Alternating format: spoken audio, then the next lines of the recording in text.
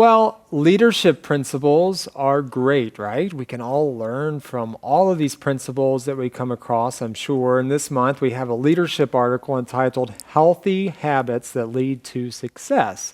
My name is Brandon, and Manya is here with me today. Thank you again for having me. Yeah, we really can learn a lot from leadership principles, right? And there's so many principles out there. So we want to just dig into this article in particular. And Manya, I want to get your opinion. In your opinion, what makes a good leader?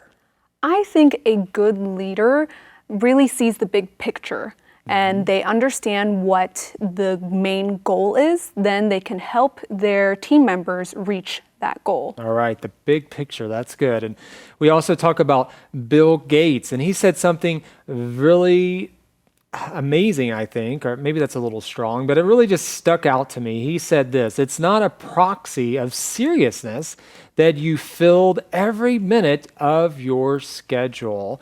And we've heard stuff like that before, so I guess it's not so amazing, but I think it's a really true statement personally. What do you think about that? I really agree with this statement. I think sometimes busyness gives a false sense of significance. It makes you feel like you're accomplishing a lot when in reality you might not be. Yeah, you said a false sense of significance. That's true. Sometimes that's our first answer. People ask you, how are you doing? You say, oh, I'm busy. We just think that sounds good, right? And again, you don't want to be lazy, but busyness in and of itself is not the goal, right? Yeah, and sometimes it can really distract you from doing something more creative and more meaningful. Yeah, sometimes it's good just to take some time out to rest and to think and to reflect. Well, on day 2, we learn what mentally strong women know.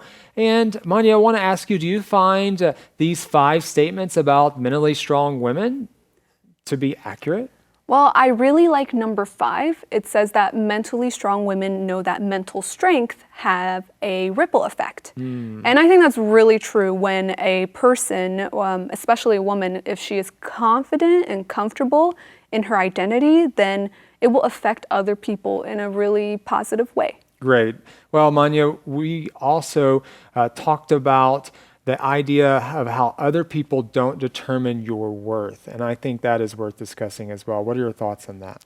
I think this message is really important for people to know. If you start valuing other people's opinions and letting that determine your worth, then you will really value performance over who you really are.